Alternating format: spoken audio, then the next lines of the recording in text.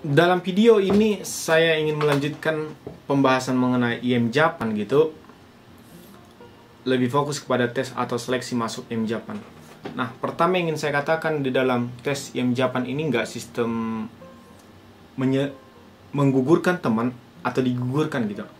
Sistem tes IM Japan selama kita mampu atau lulus dalam kriteria tes yang diinginkan, kriteria nilai yang diinginkan, kita akan lanjut terus gitu.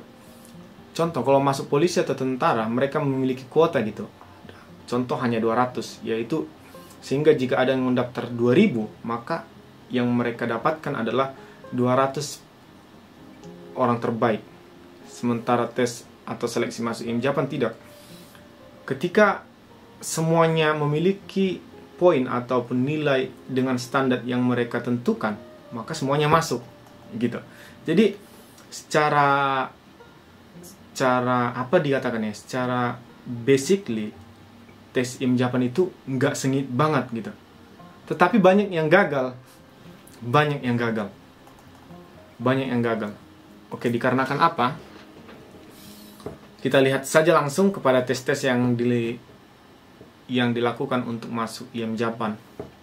Pertama ada periksaan administrasi, yaitu di dalam setelah mengirim berkas di snaker di tempat masing-masing, ada pemeriksaan KK, KTP yang berlaku minimal 2 tahun, ijazah, akte lahir, kartu kuning, SKCK, surat latihan kerja juga. Bagi teman-teman yang tidak dari SMK, jurusan otomotif seperti itu, maka kita harus memiliki sertifikat latihan kerja gitu. Iya, atau sertifikat pelatihan. Juga harus memiliki surat lamaran kerja untuk ke Jepang, surat izin dari orang tua, surat rekomendasi, dan pernyataan lainnya gitu. Yang mungkin lebih bagus dilihat langsung di websitenya, apa sih pernyataan yang harus dilengkapi lagi, karena mungkin ini berubah setiap tahunnya. Apalagi setelah corona mungkin ada pernyataan mengenai vaksin atau segala macam gitu. Karena saya datang ke Jepang sebelum ada corona, mungkin ada perbedaan lagi. Lebih bagus untuk melihat langsung ke situsnya atau tanya kepada LPK-nya masing-masing, karena LPK lebih upgrade gitu. Yang kedua, ada tes matematika dasar.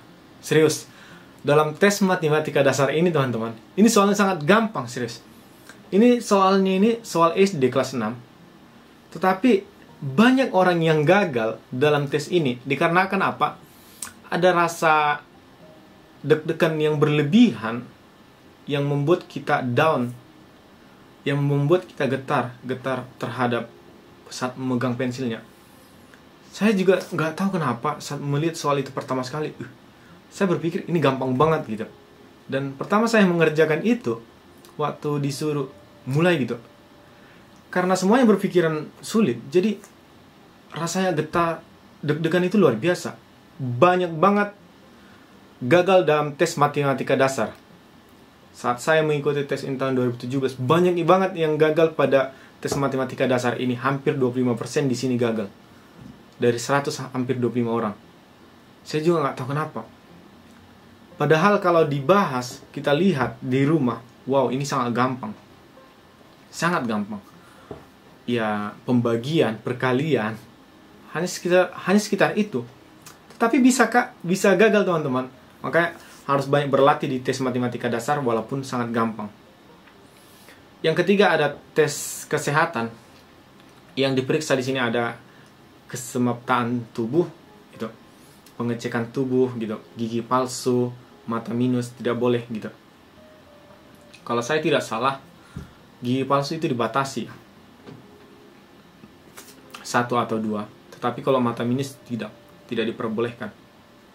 Dan mengecek tinggi minimal badan, buat cowok itu 160 dan berat 50 kilo. Untuk cewek saya tidak tahu lebih tepatnya.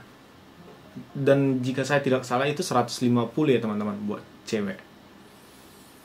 Dan yang keempat adalah tes ketahanan fisik. Itu tes ketahanan fisik itu lari sejauh 3 km dalam waktu 15 menit gitu. Dan maaf, saya ingin menambahkan ada juga tes push up dan pull up. Push up dan sit up. Ada tes push up dan sit up. Push up kalau tidak salah sekitar 30. Dan sit up berapa ya? Saya lupa. Tetapi itulah tesnya, ada untuk fisik, ada lari, push up dan sit up. Ada 3 tes. Saya rasa jika teman-teman memang ingin berangkat ke Jepang, ingin masuk IM Japan, saya rasa teman-teman bisa itu. Pasti bisa.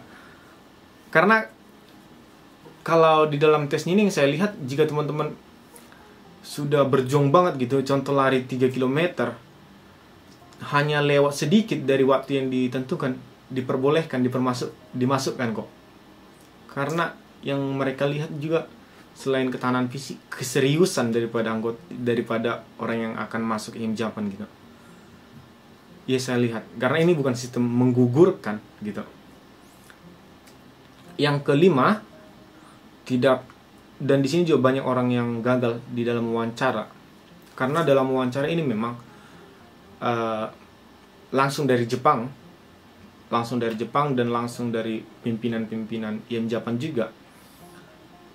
Dalam wawancara ini juga banyak yang gagal gitu.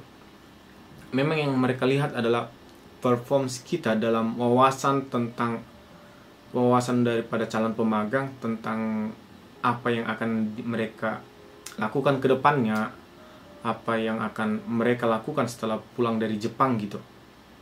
Karena apa? Tujuan IM Japan ini selain mencari pemagang, mereka ingin memberikan atau mereka inginkan bahwa para pemagang itu setelah kembali dari Jepang menghasilkan sesuatu di negaranya gitu. Ini yang mereka lihat dalam wawancaranya gitu. Yang keenam, ini tidak kalah penting karena ini adalah kegagalan yang mutlak akan terjadi, dan kalau gagal di tes kesehatan itu sangat sulit untuk melanjutkan ke berikutnya, maksud saya, karena kalau gagal di sekali akan bisa mengulang dari awal, tapi kalau gagal di tes kesehatan itu sepertinya kayak hal yang muri gitu, hal yang nggak bisa. Beberapa yang akan dicek dalam tes kesehatan ada tes HIV atau AIDS, ada tes urin, ada darah, feses, ada mata, narkoba, dan paru-paru gitu, dan lain sebagainya. Karena mungkin ini akan berubah, apalagi semenjak ada corona, saya nggak tahu ada tes yang lain atau gimana gitu.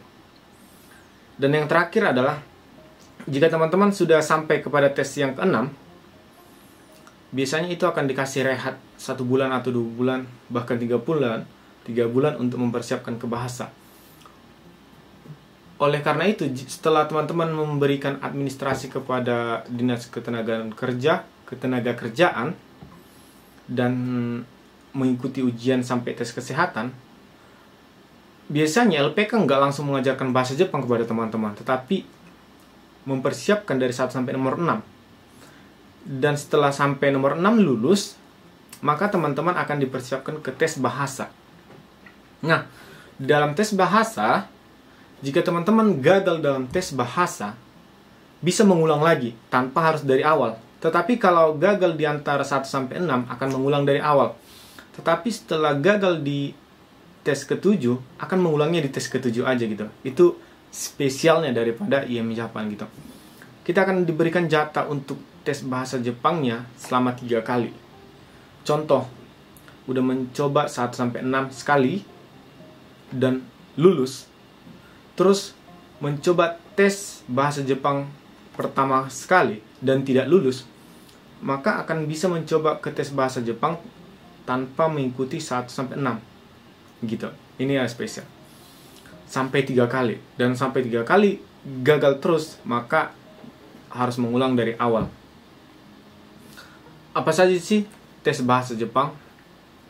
Yang pertama ada tulisan hiragana, katakana, kata kerja, kata benda, kosakata, ada tata bahasa dan kata sifat dalam bahasa Jepang, dan kanji dasar juga, teman-teman. Oke, sekian yang bisa saya share tentang tes atau seleksi masuk IM Japan. Semoga ini bermanfaat bagi teman-teman, dan semoga teman-teman juga memiliki minat untuk bergabung bersama IM Japan. Dan jika video ini bermanfaat, saya memohon teman-teman bisa meng-share video ini dan tentunya mensubscribe video ini. Mite kureta arigatou gozaimasu.